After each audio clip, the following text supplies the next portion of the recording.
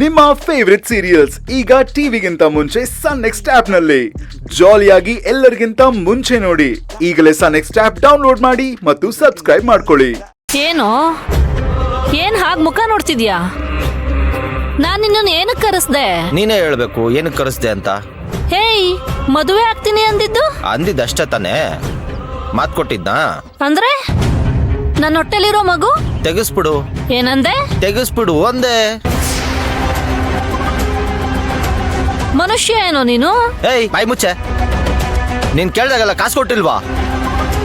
ಕೇಳಿದಲ್ಲ ತಕ್ಕೊಟ್ಟಿಲ್ವಾ? ತಗೋ ಕಾಸು. ನೀನ್ ಹೊಟ್ಟೆಲಿರೋ ಮಗುನ ತೆಗಿಸ್ಬಿಡು. ತಗೋ.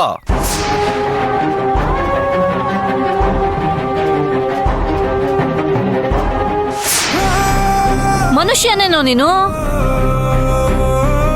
ಥೂ, ನೀನು ಒಂದ್ ಹೆಣ್ಣಿನ ಹೊಟ್ಟೆಲ್ ಹುಡ್ದವನೇನೋ? ನೀನ್ ಹೊಟ್ಟೆಲಿದ್ದಾಗ ನಿಮ್ಮಮ್ಮ ಸಾಯಿಸ್ಬಿಟ್ಟಿದ್ರೆ ಕೊಂದು ಬಿಡ್ಬೇಕಾಗಿತ್ತು ಕಣೋ ನಿನ್ನ. ಥೂ ಪಾಪಿ. ಹೇಯ್ ಬಿಡೆ, ಜಾಸ್ತಿ ಮಾತಾಡ್ತಾಳೆ. ಹಿಂಗೇನಾದ್ರೂ ಮಾತಾಡ್ದೆ ಅಂತ ಇಟ್ಕೋ, ಊರೊಳಗಡೆ ಹೋಗಿ ನಿಂದು ನಿಮ್ಮ ಅಪ್ಪಂದು ಮಾನ ಹರಾಜ್ ಹಾಕ್ಬಿಡ್ತೀನಿ. ಹುಷಾರ್. ಹೇಯ್, ಏನೋ ಮಾತಾಡ್ತಾ ಇದ್ಯಾ? ಕ್ಷಮಿಸ್ಬಿಡೋ, ಕೋಪದಲ್ಲಿ ಏನೋ ಮಾತಾಡ್ಬಿಟ್ಟೆ. ಮೋಸ ಮಾಡ್ಬೇಡ ಕಣೋ, ದಯವಿಟ್ಟು ಕಣೋ, ಪ್ಲೀಸ್ ಕಣೋ. ಯಾರ್ಯಾರೋ ನಿನ್ ಬಗ್ಗೆ ಹೇಳ್ದಾಗ ನಾನು ನಂಬ್ಲಿಲ್ಲ. ನಂಬೇಕಾಗಿತ್ತು. ಯಾರು ಬೇಡ ಅಂದ್ರು? ನಾನು ಹೇಳಿದ್ನಾ ನನ್ನ ನಂಬು ಅಂತ? ಏಯ್, ಇನ್ನೊಂದು ತಿಳ್ಕೊ, ನಾನ್ ಮಾತ್ರ ಸುಖಪಟ್ಟೆ, ನೀನ್ ಸುಖ ಪಡ್ಲಿಲ್ವಾ? ಏನೋ ಆಗಿದ್ದಾಯ್ತು ಅಂತ ದುಡ್ಡು ಕೊಟ್ರೆ ಬಾಯಿಗೆ ಬಂದಂಗೆ ಮಾತಾಡ್ತೀಯಾ?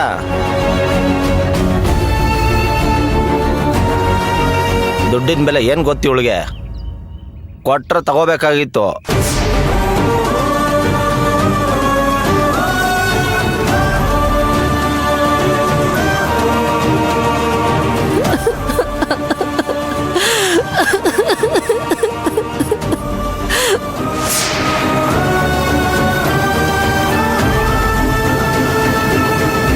ನಾನು ಅವ್ರನ್ನ ನಂಬಿ ನನ್ನ ಮನ್ಸು ಕೊಟ್ಬಿಟ್ಟೆ.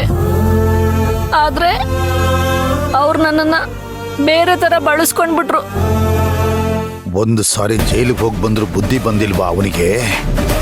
ಅಯ್ಯೋ ಪಾಪಿ, ಎಂತ ಕೆಲ್ಸ ಮಾಡ್ಬಿಟ್ಟಿಯೇ? ಹೇಗಾದ್ರೂ ಮನ್ಸು ಬರುತ್ತೆ ನಿಂಗೆ ಈ ತರ ಮಾಡೋದಕ್ಕೆ?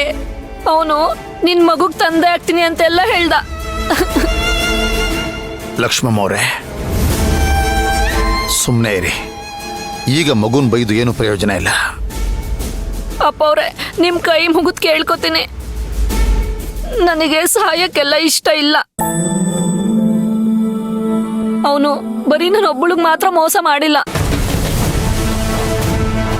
ಇನ್ನು 3-4 ಜನ ಹುಡುಗಿರ್ ಬಾಳ್ನ ಹಾಳ್ ಮಾಡಿದ್ದಾನೆ.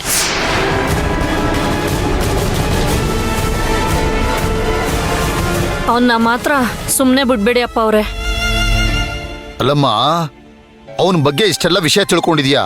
ಇಷ್ಟೆಲ್ಲ ಗೊತ್ತಿದ್ದು ನೀನು ಯಾಕಮ್ಮ ವಿಷ ಕುಡಿಯೋಕೋದೆ ನೀನು? ಊರ್ ಜನರ ಮುಂದೆ ಮಾನ ಮರ್ಯಾದೆ ಎಲ್ಲ ಹೋಗುತ್ತೆ ಅಂತ ಬೈದಲ್ಲಿ ಕುಡಿದ್ಬಿಟ್ಟೆ ಯಜಮಾನ್ರೆ.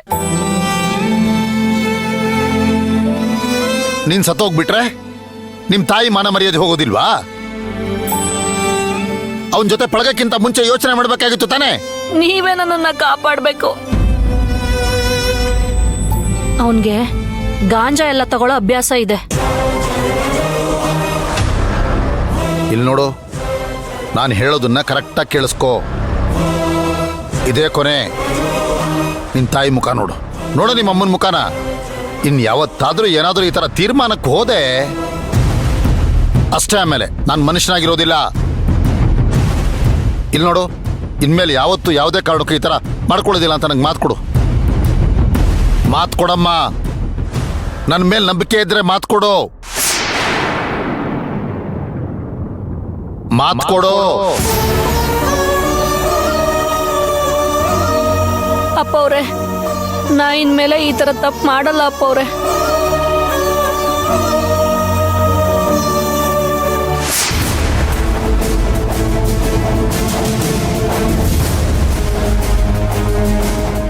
ನೋಡು, ನೀನೇನು ಯೋಚನೆ ಮಾಡಬೇಡ. ನಿನ್ನ ಬದುಕನ್ನು ಸರಿ ಮಾಡಬೇಕಾದ್ದು ನನ್ನ ಜವಾಬ್ದಾರಿ ಅಷ್ಟೇ ಅಲ್ಲ. ನಿನ್ನ ಸ್ಥಿತಿಗೆ ಕಾರಣ ಆಗಿರೋನು ಏನು ಮಾಡಬೇಕು ಅಂತ ನನಗೆ ಗೊತ್ತು. ನಾನು ಮಾಡ್ತೀನಿ. ಸರಿನಾ? ನೀನು ನನ್ನ ನಂಬಿ ಮಾತು ಕೊಟ್ಟಿದ್ಯಾ ಅಲ್ವಾ? ಮುಂದಕ್ಕೇನು ಮಾಡಬೇಕು, ಹೇಗೆ ಮಾಡಬೇಕು ಅಂತ ನಂಗೆ ಚೆನ್ನಾಗಿ ಗೊತ್ತು. ಹುಷಾರು, ಧೈರ್ಯವಾಗಿರೋ, ನಾನಿದ್ದೀನಿ. ಲಕ್ಷ್ಮಮ್ಮರೇ ಅಳಬೇಡಿ.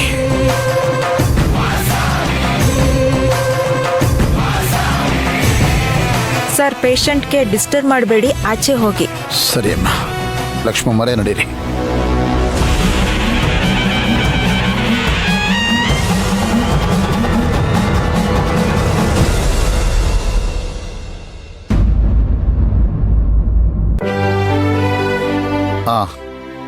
ಡಾಕ್ಟ್ರೇ, ಒಂದು ಚಿಕ್ಕ ರಿಕ್ವೆಸ್ಟು. ಮಗು ಸಂಪೂರ್ಣವಾಗಿ ಗುಣವಾಗೋ ತನಕ ಯಾವುದೇ ಕಾರಣಕ್ಕೂ ಅವಳನ್ನ ಡಿಸ್ಚಾರ್ಜ್ ಮಾಡಬೇಡಿ.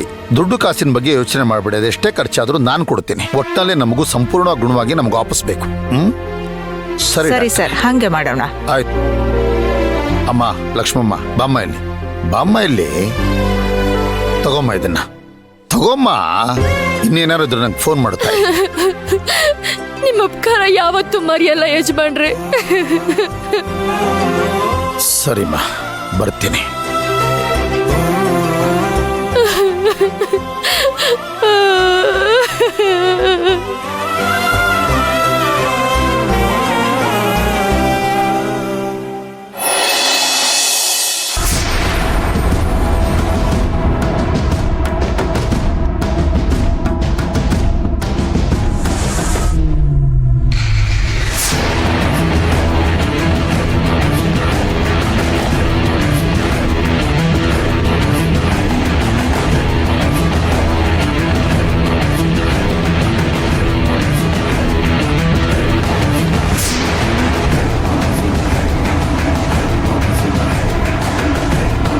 ಸರ್, ಇದೇ ಮನೆ.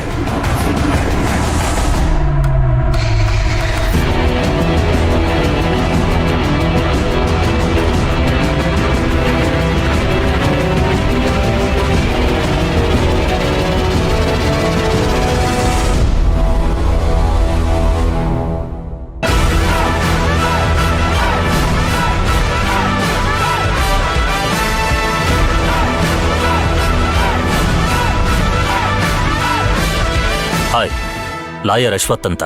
ನಾನು ರೋಷನ್. ಕೂತ್ಕೊಳ್ಳಿ.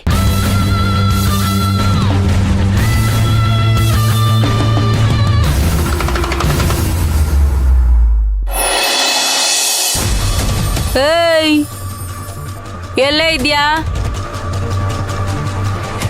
ಓ ಸರಿ ಬಿಡು.